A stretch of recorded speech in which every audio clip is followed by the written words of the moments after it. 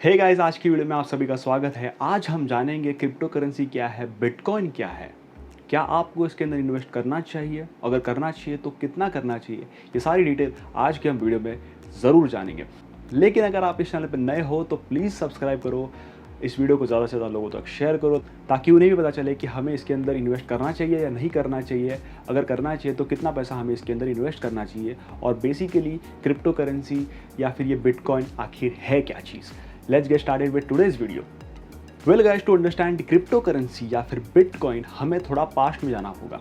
आपको एक मैं एग्जांपल देता हूँ कि सबसे पहले जब ये पैसा वैसा कुछ नहीं था तो मान के चलो कोई दुनिया में कुछ लोग थे जो बार्टर सिस्टम पे काम करते थे। बार्टर सिस्टम एक ऐसा सिस्टम था जिसके अंदर लोग अनाज के बदले कुछ अलग चीज़ें देते थे। मान के चलो कोई 1 किलो गेहूँ के बदले या फिर 1 किलो राइस के बदले कुछ अलग चीज़ देता था, जैसे कि 1 किलो राइस के बदले 1 किलो गेहूँ देता था। तो ये ट्रेडिंग हमेशा पुराने ज़माने में चलता था।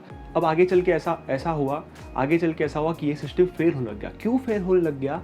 क्योंकि लिए अगर किसी को एक टेबल खरीदना है या फिर एक चेयर खरीदना है या फिर किसी को तलवार खरीदनी हो उस ज़माने में, तो उसकी वैल्यू 1 किलो राइस के बराबर नहीं हो सकती थी, क्योंकि लोगों की ज़रूरतें बढ़ गई और लोगों की ज़रूरतें बढ़ गई तो लोगों की चीज़ें भी बढ़ गई। इसके बाद में फिर एक गवर्नमेंट में एक सिस्टम आया कि हमें गोल्ड या फिर सिल्वर यूज़ करना चाहिए। तो फिर गोल्ड और सिल्वर तब के ज़माने में स्टैंडर्ड था। अब ये स्टैंडर्ड चीज़ें थी तो लोग अब क्या करते थे, कोई भी चीज़ के बदले गोल्ड या फिर सिल्वर देते थे। जैसे जैसे टाइम निकलते गया तो लोगों को समझ में आया कि गोल्ड और सिल्वर बहुत ही रेयर चीज़ है और ये रेयर चीज़ जो है वो हम लेके घूम नहीं सकते, तो लोग चोरी वगैरह करते थे। तो ये भी लोगों को सेफ लगना नहीं लगा। अब मान के चलो कि किसी को 1 राइस लेना है, 1 किलो राइस लेना है, तो कितना छोटा सा गोल्ड क्रिएट करना पड़ेगा, तो ये भी आगे जाके पॉसिबल नहीं हुआ। तो फिर गवर्नमेंट ने या फिर तब के ज़माने में लोगों ने या फिर सरकार ने ऐसा ऐलान किया कि आपके पास जितना भी गोल्ड या सोना है उसे आप सरकार के अंदर, मतलब गवर्नमेंट के पास डिपॉजिट करो। सरकार उसके बदले आपको एक रिसीप्ट देगी और रिसीप्ट जो है वो चलेगी आपकी मार्केट के अंदर। और फिर ऐसा आगे बढ़ते गया, लोग गोल्ड सरकार के पास डिपॉजिट करते गए और लोगों को उसके बदले रिसीट मिलती गई। वेल, ये सिस्टम यूज़ करने के बाद गवर्नमेंट को आगे जाके पता चला कि हमें बहुत सारा गोल्ड इस्तेमाल करना पड़ रहा है अपनी करेंसी को बढ़ाने के लिए या फिर अपनी वर्थनेस बढ़ाने के लिए। तो फिर एक नॉर्मल सा सिस्टम उन्होंने बनाया जो कि था, हम आज यूज़ करते हैं पेपर करेंसी। तो गवर्नमेंट ने लिख के दिया कि मैं जो भी इस करेंसी के ऊपर लिख के दूंगा वो उसका अमाउंट होगा। आप अपना नोट जाके पढ़िए, वहाँ पे नोट के ऊपर क्लियरली लिखा होता है कि मैं धारक को 100 रुपया या फिर 10 रुपया फिर 500 रुपया देने का अदा करता हूँ, और उसके नीचे गवर्नेंस का, जो कि सेंट्रल बैंक का, जो हमारा इंडिया का जो सेंट्रलाइज बैंक है उसके गवर्नर का साइन होता है। मतलब ये जो सिस्टम है, मतलब हम ऐसा कह सकते हैं कि currency is only one product which runs on a trust. 100 के नोट को अगर 100 रुपया माना ही नहीं कि ये जो 100 का नोट है वो 100 का नोट नहीं है, तो कितना स्ट्रगल हो जाएगा। ये सारी जो चीज़ें हैं वो है सेंट्रलाइज चीज़। अब सेंट्रलाइज चीज़ों में क्या होता है कि हमारे पैसे के ऊपर हमारा कभी भी कंट्रोल नहीं होता। हमारा कंट्रोल नहीं होता मतलब आप पैसा बैंक में डालते हो, तो मान के चलो मैं एक सिंपल सा एग्जांपल लेता हूँ, बैंक कैसा वर्क करता है। अब बैंक के अंदर मान के चलो इस पूरी दुनिया में सिर्फ 4 लोग हैं, पर्सन ए, पर्सन बी, पर्सन सी और खुद बैंक। अब पर्सन ए ने बैंक के अंदर 10 लाख रुपए डिपॉजिट किए, पर्सन बी ने बैंक के अंदर 10 लाख रुपए डिपॉजिट किया, और पर्सन सी ऐसा है जिसे लोन चाहिए। अब लोन चाहिए तो बैंक के पास जाएगा, बैंक ने उसे लोन अप्रूवल करा दिया और बैंक ने उसे 10 लाख रुपए का लोन दे दिया। लेकिन क्या अब इन दोनों के बैंक में जो 10 लाख रुपए थे, क्या उन्हें अब कम दिखाई देंगे? नहीं, ये जो नंबर्स है वो उन्हें दिखाई देंगे। जो आप अपने बैंक अकाउंट में देखते हो वो एक नंबर होता है।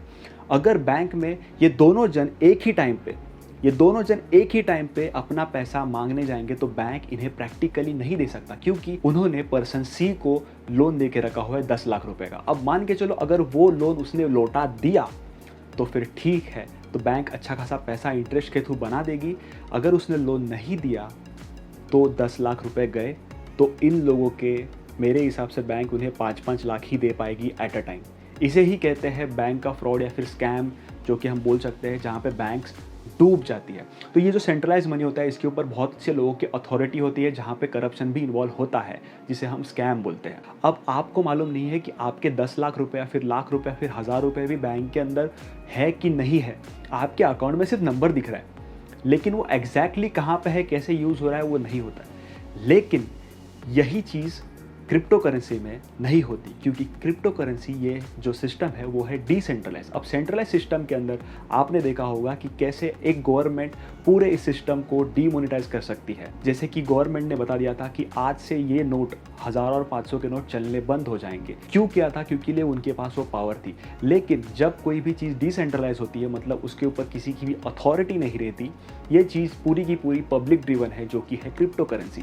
क्रिप्टो करेंसी मतलब एक डिजिटल करेंसी है जिसका कोई भी फिजिकल रूप नहीं है, मतलब वो फिजिकली अवेलेबल नहीं है, वो सिर्फ डिजिटली अवेलेबल है। तो अब सवाल ये उठता है कि क्या ये सेफ है? हाँ, ये सेफ है, इसे कोई भी हैक नहीं कर सकता। दूसरी बात है, ये किसी भी थर्ड पार्टी के ड्रिवन नहीं है। अब मान के चलो गवर्नमेंट ने, मुझे बचपन में हमेशा सवाल पड़ता था कि अगर गवर्नमेंट ही नोट छापती है तो गवर्नमेंट सबको नोट छाप के पैसे क्यों नहीं देती? अब मान के चलो गवर्नमेंट ने सबको 1-1 करोड़ रुपए के नोट छाप के दे दिए।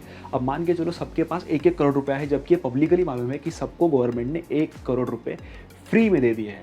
अब 1 करोड़ गवर्नमेंट ने फ्री में देने की वजह से आपको लगेगा कि हमारे लाइफ के प्रॉब्लम सॉल्व हो जाएंगे, लेकिन ऐसा नहीं है। क्यों नहीं है? क्योंकि अब मान के चलो मुंबई के फ्लैट है 1 BHK जो कि 80 से 1 करोड़ के बीच में मिलता है। अब जबकि मुझे ये मालूम है कि फ्लैट का रेट है 80 से 1 करोड़ रुपया, और मुझे ये मालूम पड़ गया है कि सबके पास जेब में 1 करोड़ रुपया है, तो क्या मैं ये फ्लैट 1 करोड़ रुपए में बेचूंगा? अपने फ्लैट की प्राइस बढ़ा दूंगा। ऑब्वियस सी बात है। क्यों बढ़ा दूंगा? क्योंकि मुझे मालूम है कि आज की डेट में 1 करोड़ की कीमत कुछ नहीं है। अब मान के चलो पूरे दुनिया में सिर्फ 1 किलो राइस बचा है और सबके जेब में 1 करोड़ रुपया है। क्या उस राइस की वैल्यू 1 करोड़ या फिर आज जो 40 रुपये है वही रहेगी? जबकि सबको मालूम है कि सबकी जेब में 1 करोड़ रुपया है, तो क्या 1 किलो राइस बेचने वाला उसे 40 रुपया किलो में बेचेगा? नहीं। नेचुरली शायद वो उसके 100 करोड़ भी मांग सकता है, क्योंकि उसे मालूम है कि 1 करोड़ की कीमत कचरे के भाव हो गई। इसीलिए आपके सवाल का शायद मैंने जवाब दे दिया होगा, बचपन के सवाल का, कि अगर नोट सरकार छापती है तो नोट सब में बांट के सबको अमीर क्यों नहीं बनाती? इससे प्रॉब्लम नहीं सॉल्व होगा। प्रॉब्लम सॉल्व तब होगा जब डिमांड और सप्लाई बैलेंस होगा, और डिमांड हर जगह होगी, तब मार्केट में जो महंगाई है वो कम होगी। अब बात करेंगे क्रिप्टो करेंसी की पास्ट की। 2008 में एक आर्टिकल पब्लिश हुआ था, तो जिसने भी आर्टिकल पब्लिश किया था उसका नाम था सातोशी नाकामोटो। अब ये सातोशी नाकामोटो कौन है, क्या है, किसी को भी नहीं पता, लेकिन उन्होंने ऐसा कंसेप्ट बताया कि ऐसा पैसा जो कि डिसेंट्रलाइज हो, जिसके ऊपर किसी का भी कंट्रोल ना हो, मतलब कोई भी गवर्नमेंट कोई भी चीज़ उसे कंट्रोल ना कर सके, पब्लिक का पैसा पब्लिक से ही कंट्रोल हो, तो कितना अच्छा होगा। तो ये कंसेप्ट के ऊपर बिटकॉइन सबसे पहले आया था। अब बिटकॉइन जो है वो डिजिटल करेंसी, मतलब ये क्रिप्टो करेंसी की बात कर रहा हूँ, सारे करेंसी जो है वो डिजिटल करेंसी के होने के कारण हम उसे कितने भी छोटे छोटे पार्ट्स में डिवाइड कर सकते हैं। भले ही आज बिटकॉइन का वैल्यू है 30 लाख के ऊपर है, फिर भी हम बिटकॉइन का एक छोटा सा पार्ट खरीद सकते हैं, क्योंकि लिए वो जो है वो डिजिटली अप्रूव्ड है, मतलब डिजिटल पार्ट है। अब मान के चलो पेटीएम के अंदर या फिर गूगल पे के अंदर आप UPI के द्वारा किसी को भी पेमेंट करते हो, एक पर्सन का जो यूनिक आईडी होता है उसके आप दूसरे पर्सन को यूनिक आईडी से पे करते हो।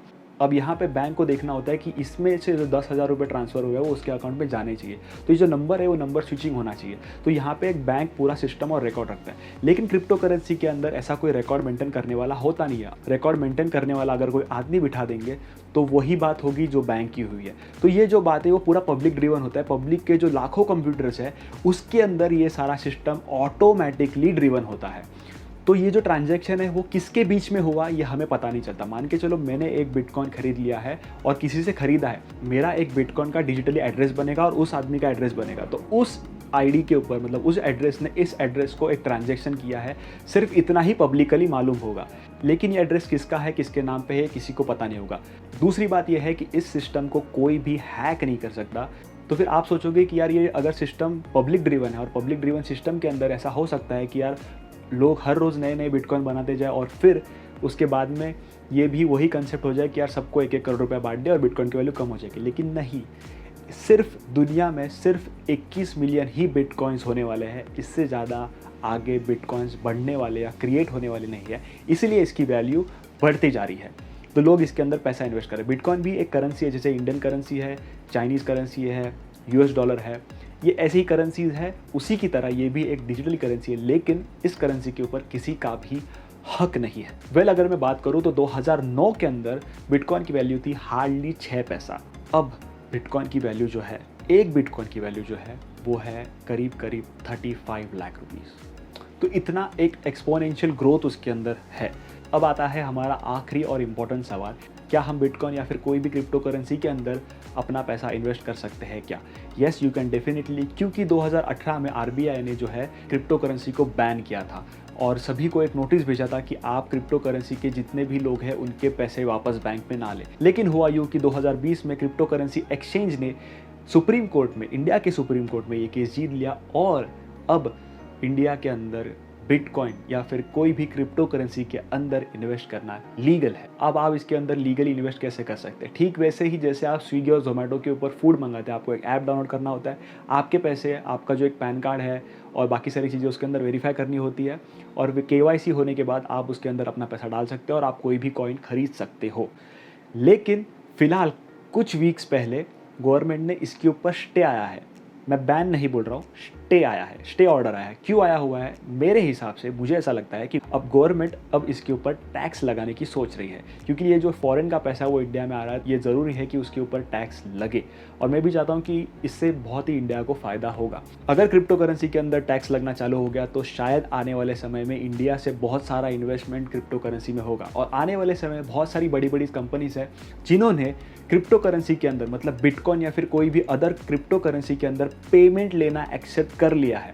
मतलब आप क्रिप्टो करेंसी को यूज़ करके कोई भी चीज़ खरीद सकते हैं, फिर चाहे घर हो या गाड़ी हो। मैं तो कहता हूँ आने वाले 5-6 साल या फिर 10 साल में आप क्रिप्टो करेंसी एक्चुअल में यूज़ करके कोई भी चीज़ें खरीद सकते हो। जैसे कि अमेज़ॉन भी ट्राई कर रहा है कि क्रिप्टो करेंसी के अंदर वो लोगों को चीज़ें दे सके।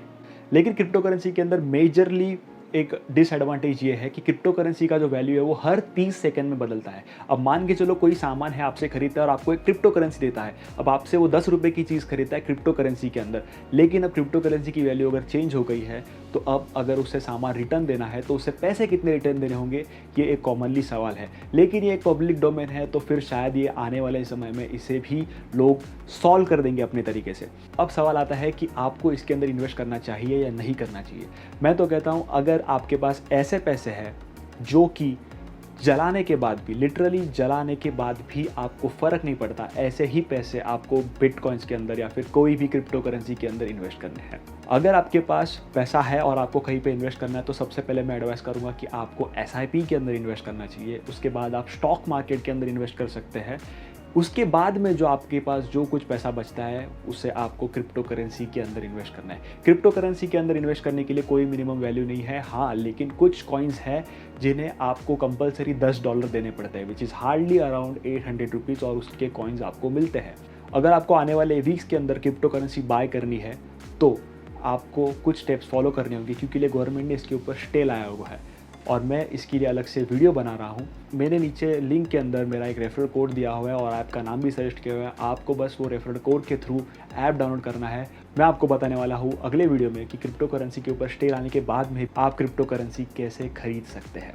अब जैसे कि मैंने आपको बताया कि इसके अंदर एक्सपोनेंशियल ग्रोथ है। अगर एक्सपोनेंशियल ग्रोथ है तो इसके अंदर रिस्क भी उतना ही है। अगर आप सोच रहे होंगे कि मैं क्रिप्टो करेंसी के अंदर या फिर बिटकॉइन के अंदर फिर किसी भी कॉइन के अंदर पैसा डालूंगा और रातों रात अमीर बनूंगा, तो ऐसा नहीं होगा, क्योंकि ये जो मार्केट है वो बहुत ही फ्लक्चुएटिंग मार्केट है। इसीलिए मैं आपको एक एडवाइस देता हूँ, आपके पास ऐसा पैसा है, एक्स्ट्रा पैसा है, वही आपको उसके अंदर इन्वेस्ट करना चाहिए। वेल गाइज, मैंने अपने एंड से क्रिप्टो करेंसी के बारे में जो भी मेरा नॉलेज था वो आपको दे दिया है। अगर आपको इससे भी थोड़ी बहुत भी इन्फॉर्मेशन है और आपको लगता है कि हमारे ऑडियंस तक ये इन्फॉर्मेशन पहुँचनी चाहिए तो प्लीज़ कमेंट बॉक्स के अंदर टाइप करिए, मैं उसे पिन करूँगा ताकि और भी लोग उसे पढ़ सकेंगे। मेरा नेक्स्ट वीडियो आएगा, आपको कैसे क्रिप्टो करेंसी बाय करनी है उसके लिए मैंने लिंक डिस्क्रिप्शन में दे के रखा है। आप उस ऐप को डाउनलोड करके रखिए। बेसिक सा KYC है वो भी आप करके रखेंगे तो बहुत ही बढ़िया होगा। अगर ये वीडियो आपको पसंद आया हो तो लाइक शेयर सब्सक्राइब जरूर कीजिए और ये वीडियो बाकी लोगों तक भी पहुँचाइए ताकि उन्हें भी क्रिप्टो करेंसी और बिटकॉइन के बारे में थोड़ा बहुत नॉलेज मिल सके। मैं कनिष्क परब आपसे विदा लेता हूँ, मिलूंगा अगले वीडियो में। जय हिंद।